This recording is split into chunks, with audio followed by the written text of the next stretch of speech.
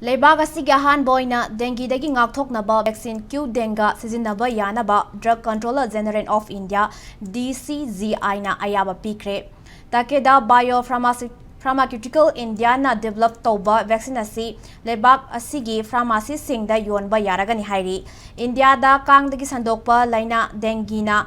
miyoi million kaya sahi khudingi Sokhanba asidagi ngakthoknaba khongthang asi lokalakpani vaccine asi chahi mari dagi na humfu phawbagi miyoi singna sizinaba yaragani hairi mamangda dengue infection leitrabasu Qdenga hairiba vaccine asi kapthokpa yai hairi vaccine asi pre-vaccination screening gi mathau taroi loinana vaccine asi dengue gi virus serotype makhal mari haibadi DENB1 DENB2 DENB3 amadi DENV4 dagi ngakthokpa ngamgani hairi